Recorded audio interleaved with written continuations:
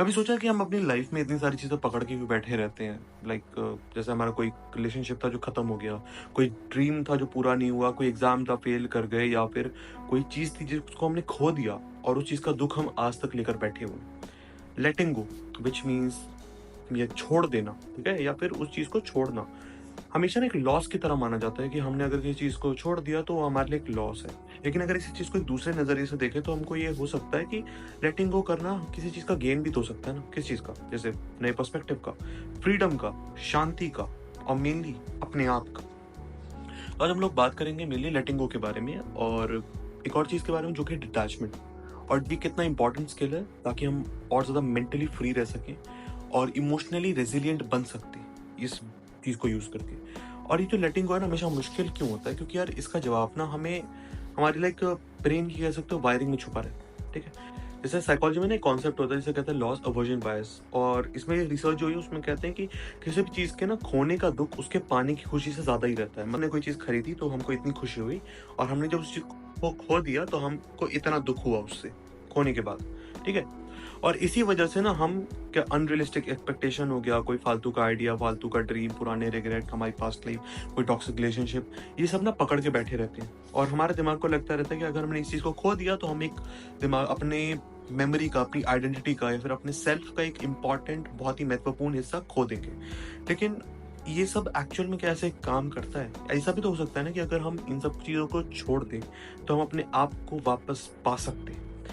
और हम इतने इमोशनली अटैच क्यों हो जाते हैं चीज़ों से, ठीक है? और इस चीज़ का जवाब हमें मिलता है अटैचमेंट थ्योरी से, ठीक है? जो दिया था जॉन बॉलबाई और मैरी एम्सवर्थ ने, ठीक है?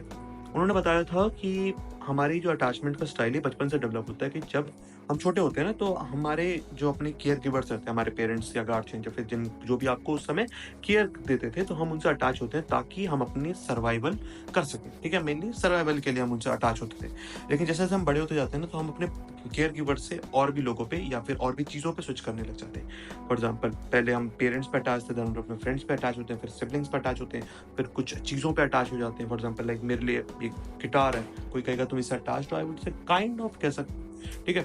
और कुछ लोग अपनी सेल्फ आइडेंटिटी से जुड़ जाते हैं, जो कि एक अच्छी बात भी है, अगर आपको अपनी सेल्फ आइडेंटिटी पता है तो अच्छी बात है। पर प्रॉब्लम तब आ जाती है ना जब ये जो अटैचमेंट है एक इमोशनल डिपेंडेंसी बन जाए, है ना? कि आप उस चीज़ पे डिपेंडेंट हो चुके हो, कि उस चीज़ के सिर्फ खोने के ख़्याल से आपको डर लगने लग जाता है। और यही चीज़ है ना आपको एक टॉक्सिक अटैचमेंट में डाल देती है। वो चीज़ फिर आपको कंट्रोल करने लग जाती है। आप उस चीज़ को खोने के डर से ही इतने ज़्यादा परेशान होने लग जाते हो कि वही चीज़ फिर आपको कंट्रोल करने लग जाती है।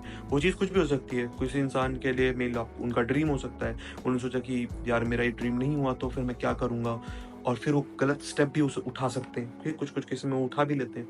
या आपका मान लो रिलेशनशिप पार्टनर हो गया, या फिर आपका कोई बहुत अच्छा दोस्त है, या फिर आपके पेरेंट्स हो गए कई बार कुछ केसेस में। वो भी आपको उस वे में ट्रीट कर सकते हैं कि वो उस चीज़ का फ़ायदा उठाने लग जाते हैं, अनकॉन्शियसली या कॉन्शियसली। और अगर हम फिलॉसफी की तरफ से देखें ना तो वो भी हमें दिखाता है कि, और जहाँ पे भगवद गीता अगर हम ले लें तो उसमें कहते हैं ना कर्म करो फल की चिंता मत करो, व्हिच मीन्स कि आप उस किसी भी चीज़ के ना गोल से अटैच मत हो, ठीक है? आप उसकी जर्नी पे फ़ोकस करो। क्यों? क्योंकि अगर आप गोल से अटैच हो और आपने एक्सपेक्टेशंस पाल ली और वो एक्सपेक्टेशन फुलफिल नहीं होगी तो आपको मिलेगा क्या? सफरिंग, पेन, ठीक है? क्योंकि आपने उस चीज़ को खो दिया। जर्नी पे तो फ़ोकस कर ही नहीं रहे थे, तो आपको हमेशा ये लगता रहेगा कि मैं उस रिज़ल्ट से चिपका हुआ था, वो मेरे को नहीं मिला, अब मैं सफ़र और ज़्यादा कर रहा हूँ, ठीक है? और ताओइज़्म भी एक कॉन्सेप्ट कहता है कि यानी कि किसी भी चीज़ में फ़ोर्स मत करा करो, हर एक चीज़ को नेचुरली फ्लो में जाने दिया करो। क्योंकि हो क्या जाता है, अगर हम किसी चीज़ में ज़बरदस्ती करने लग जाते हैं तो हमें वो चीज़ उल्टा और ज़्यादा स्ट्रेस देती है। फॉर एग्ज़ाम्पल आपको कल को कोई टेस्ट है आपका और आपने काफ़ी दिन से नहीं पढ़ा था उस चीज़ के लिए, और आप अपने आप को उस चीज़ के लिए फ़ोर्स कर रहे हो कि पढ़ भाई इस चीज़ का टेस्ट है, या फिर ये प्रोजेक्ट सबमिट करना है, असाइनमेंट सबमिट करना है, प्रेज़ेंटेशन जो भी है, और आप फ़ोर्स करे जा रहे हो तो वो चीज़ें उल्टा और हार्ड होती जा रही है। वही मीनवाइल अगर आपको वो चीज़ पसंद है, ठीक है, और आप नेचुरली वो चीज़ करते जा रहे हो तो आपको पता भी नहीं चलेगा कब 3-4 घंटे बीत गए, आपका काम भी हो गया and you are enjoying it. और बुद्धिज़्म भी एक कॉन्सेप्ट बोलता है जिसे इम्परमानेंस कहते हैं, व्हिच मीन्स कि हर एक चीज़ टेम्परेरी है। आप खुद टेम्परेरी हो, आपकी एज टेम्परेरी है, आपकी सिचुएशन टेम्परेरी है, आपकी नॉलेज टेम्परेरी है, आपके पर्सपेक्टिव राइट नाउ टेम्परेरी है, आपके आसपास के लोग टेम्परेरी है, उनकी थिंकिंग टेम्परेरी है। हर एक चीज़ तो ऑलमोस्ट टेम्परेरी है। लोग बदल जाते हैं क्योंकि आप भी बदल जाते हो, है ना? या फिर वो बदल गए, आप वैसे-वैसे हो। ऐसा होने से रहा। सब लोग बदलते रहते हैं। दैट्स व्हाई हम बोलते हैं कि वो इंसान बदल गया, वो चीज़ बदल गई। मेरा नज़रिया अब उस वे में नहीं है, मेरे आइडियाज़ अब उस वे में नहीं आते। बचपन में जितना फ्रीली सोच पाता था, अब मैं उतना फ्रीली नहीं सोच पाता हूँ। क्यों? क्योंकि आप बड़े होते-होते चेंज हो गए, है ना? क्यों आपकी मेमोरी भी परमानेंट नहीं है। नहीं, कुछ-कुछ चीज़ें हमारी मेमोरी रख सकती है अपने पास for a long period of time, but हमको ये भी नहीं पता कि क्या वो परमानेंटली वहाँ पे स्टोर रहेगी। नहीं, हम मल्टीपल रिवीजन कर करके उस चीज़ को वहाँ पे रख सकते हैं, लेकिन वो रहेगी नहीं। ठीक है? और अगर वापस साइकोलॉजी पे आते हैं, तो एक ना सीबीटी, जिसे हम कॉग्निटिव बिहेवियरल थेरेपी कहते हैं, उसमें एक टेक्निक होती है जिसे कहते हैं कॉग्निटिव रिफ्रेम। इसमें हम क्या करते हैं, किसी भी एक प्रॉब्लम हो गया, किसी भी एक नेगेटिव एक्सपीरियंस हो गया, किसी भी चीज़ को लेकर, इंसान, ऑब्जेक्ट, सिचुएशन, कुछ भी, उसको ना एक डिफरेंट पर्सपेक्टिव से देखने का ट्राई करें, ताकि हम उस चीज़ से इमोशनली डिटैच हो सकें। और अगर हम डिटैच होंगे तो अच्छी बात होगा, और हम जब इमोशनली डिटैच होंगे तो हम लॉजिकली सोच पाएंगे कि ओके, यहाँ पर उस इंसान की गलती थी, यहाँ पर मेरी गलती थी। फॉर एग्जाम्पल, मान लो आपने कोई टेस्ट दिया, ठीक है, और आपका टेस्ट में मार्क्स अच्छे नहीं है, तो इसमें ना दो पर्सपेक्टिव होते हैं। पहला कि आपका खुद का पर्सपेक्टिव, जो आप इमोशनली उस समय सोच रहे हो कि यार मैंने ढंग से पढ़ा नहीं, मेरा नंबर कम आए, आई एम अ लूजर वगैरह वगैरह, डिग्रेड कर रहे हो अपने आप को। लेकिन जब आप ना थोड़ा-सा रिफ्रेम करोगे कि मैं इसको थोड़ा डिफरेंट पर्सपेक्टिव से देखता हूँ, तो आपने देखा कि यार चलो ठीक है, मेरे नंबर नहीं आए, ये सच है मेरा। लेकिन मैंने ये भी देख लिया कि मुझे कहाँ-कहाँ पे फ़ोकस करना है। ये वाले चैप्टर्स पढ़ने हैं, मेरे को इस तरीके से पढ़ना है, ये वो आपको पता चल गया। तो आपने क्या करा, थोड़ा-सा अपने आप को रिफ्रेम करा, जिस कारण से अब आपको एक लॉजिकल सॉल्यूशन मिला, बिकॉज़ आपने इमोशनल सोचना बंद कर दिया। अब देखो, इसको ना कुछ प्रैक्टिकल स्टेप्स रहते हैं कि इमोशनल डिटैचमेंट प्रैक्टिस, ठीक है? इमोशनल डिटैचमेंट प्रैक्टिस ये टेक्निक है जिसको हम डिसेंटरिंग भी कहते हैं। ये सीबीटी और माइंडफुलनेस प्रैक्टिसेस, इन दोनों में भी यूज़ होती है। इसमें हम मेनली करते क्या है, हम अपनी फीलिंग्स को ना एक एज़ अ ऑब्जर्वर देखते हैं। उसमें पर्सनली इन्वेस्ट नहीं होते। मतलब हम मान लो बैठे हुए हैं और हमको काफ़ी सैड फील हो रहा है। अगर फील हो रहा है तो हम फील करेंगे, but at the same time हम क्या करेंगे, उस फीलिंग को एज अ ऑब्जर्वर देखेंगे कि ओके, मैं बैठा हूँ, मैं एक ह्यूमन बीइंग हूँ, एंड मेरे को ये फीलिंग आई है। ठीक है, मान लो ये फीलिंग है, ठीक है, फीलिंग ऐसे आई, मैंने इसको ऑब्जर्व करा, एंड देन मैं इसको साइड करूँ कि ऐसा नहीं है, मैं इसको ये नहीं कह रहा हूँ कि फीलिंग आई और हटा दो इसे। नहीं, मैं ऐसा नहीं कर, मैंने आया, उसकी एग्जिस्टेंस को मैंने बताया कि हाँ ये है, I am feeling this way. और आपको फील करना भी चाहिए, आपको अपनी फीलिंग्स को दबाना नहीं चाहिए, आपको फील करना चाहिए, बट एट द सेम आपको समझना पड़ेगा कि ये फीलिंग अभी राइट नाउ आई है। क्या मुझे ये चीज़ फीलिंग की अभी काम है, या फिर क्या ये फीलिंग मुझे काम करने से रोक रही है, मुझे नॉर्मल फील करने से रोक रही है? If the answer is yes, then उसको आपको साइड कर देना है कि मैं इस चीज़ पे ध्यान नहीं दूंगा। ठीक है, ताकि आप उस चीज़ से अटैच ना हो। वो चीज़ कुछ भी हो सकता है, कोई थॉट हो गया पुरानी चीज़ का, कोई ट्रॉमा था, उसका थॉट आया एंड ऑल वगैरह। आप बोलोगे हाँ मुझे सैड फील हो रहा है, but at the same time I am not going to stick with it. Emotionally मैं उस चीज़ में स्टिक नहीं हूँगा, मैं लाइक उस चीज़ में काफ़ी पर्सनली इन्वेस्ट नहीं हूँगा। बिकॉज जब आप ऐसे करके देखोगे तो आप चीज़ों में बहुत ज़्यादा इमोशनली टॉक्सिक वे में अटैच नहीं हो जाओगे। आप इमोशनली अटैच चीज़ों में रह सकते हो, थोड़े-थोड़े बहुत चीज़ों में, लेकिन आप टॉक्सिक वे में नहीं हो सकते, क्योंकि अगर आप होने लगे देन आप लॉजिकली सोचना बंद कर दोगे, और लॉजिकली सोचना बंद कर दोगे तो आप सबको सामने वाले की गलती, अपनी गलती, ये सारी चीज़ें बहुत ही ना वेगली दिखने लगेगी। आपको लगने लगेगा कि आप सारी आपकी गलती है, यूनिवर्स आपको पनिश करता है, भगवान आपसे हेट करते हैं, वो इंसान आपको पसंद नहीं करता, आप ऐसे हो, आप ऐसे हो, आप ऐसे ही सोचने लगते हो। लेकिन जब आप थोड़ा-सा ध्यान से अपने आप को डिटैच करके देखते हो, ठीक है? या फिर आप अगर, जो मैंने पहले बताया था सीबीटी में, एक क्या कहते हैं, कॉग्निटिव रिफ्रेमिंग, उसको यूज़ करते हो तो देन आप सॉल्यूशन अच्छे से बना पाते हो। दूसरा है रेडिकल एक्सेप्टेंस। रेडिकल एक्सेप्टेंस का मतलब होता है जो हुआ सो हुआ, it is what it is वाला जो कॉन्सेप्ट रहता है कि जो हो चुका है उसे एक्सेप्ट करो बिना गिल्ट के या रिग्रेट के। कोई टेस्ट दिया आपने, कोई इंसान के साथ रिलेशनशिप टूट गया, किसी को आपने खो दिया, आपके लाइक उस चीज़ को डिनाई करने से क्या वो फैक्ट चेंज होगा? Answer is no. आपको ये मानना पड़ेगा, अब मेरा टेस्ट खराब गया, हाँ गया। क्या मैंने पढ़ाई नहीं करी थी? नहीं करी थी। क्या उस इंसान ने मुझे छोड़ दिया? हाँ, छोड़ दिया। क्या वो इंसान मेरी लाइफ से चला गया? हाँ, चला गया। क्या उस इंसान की डेथ हो गई? हाँ, हो गई। What's next? इवन दो ये चीज़ ना बोलने में आसान है, I know, but you have to do it very consciously, कि आप अपने आप को काफ़ी कॉन्शियसली उस चीज़ में डालो, कि आप अपने आप को कहो कि हाँ ये चीज़ है, मैं इस चीज़ की अस्तित्व को नकार नहीं रहा हूँ। मैं कह रहा हूँ कि हाँ ये चीज़ हुई मेरे साथ, मैं ऐसा फील कर रहा हूँ, ठीक है? क्योंकि जब आप एक्सेप्टेंस करोगे ना, तो यही लेटिंग गो का पहला स्टेप है। आप डिनायल में नहीं जी रहे, आप डेल्यूजनल नहीं हो। आप ये नहीं कह रहे नहीं, नहीं मेरे साथ ऐसा कुछ नहीं हुआ था।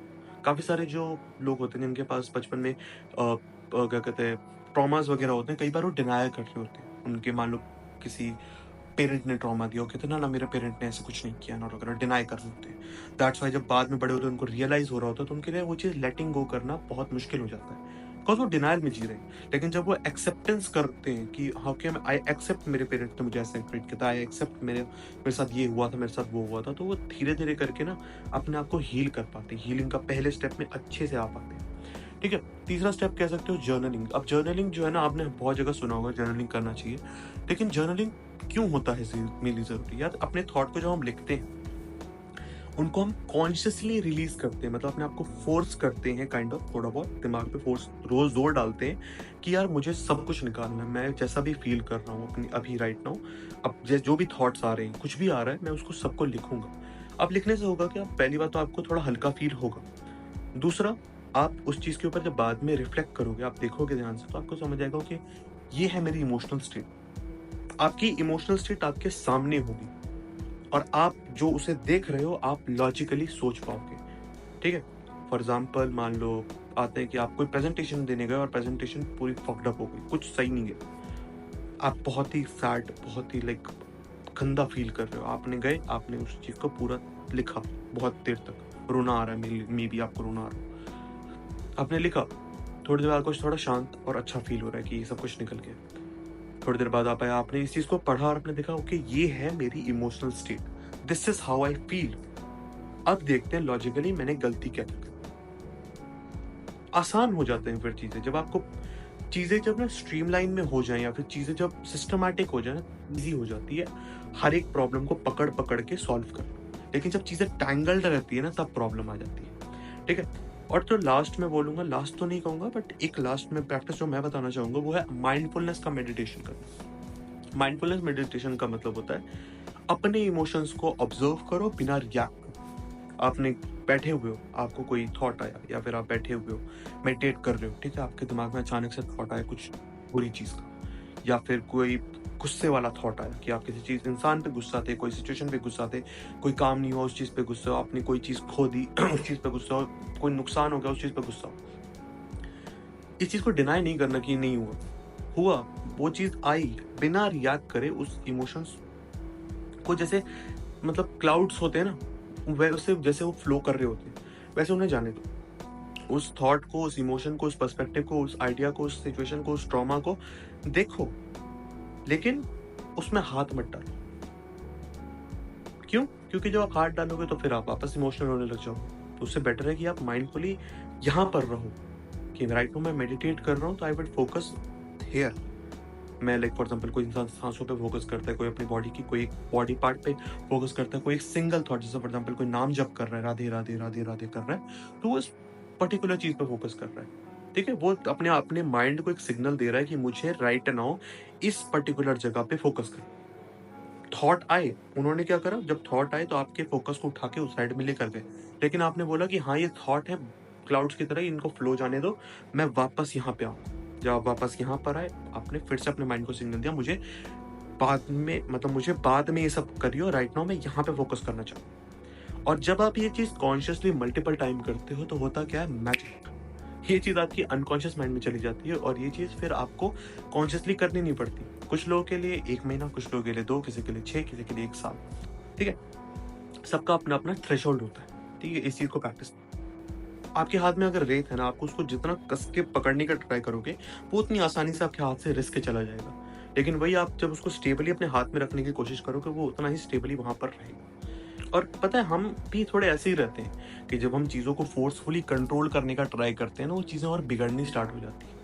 लेकिन जब वही चीज़ हम उस चीज़ में बहुत ज़्यादा ना लाइक अपने आप को इमोशनली अटैच नहीं कर रहे, टॉक्सिकली नहीं कर रहे, चीज़ें नहीं कर रहे, बहुत ही एंगर नहीं डाल रहे, एग्रेसिव हो सकते हैं, ठीक है, एंगर नहीं डाल रहे, फालतू के थॉट्स नहीं डाल रहे, फालतू की ओवर थिंकिंग नहीं डाल रहे, जैसी चीज़ें चलती है शांति कामली कर रही है।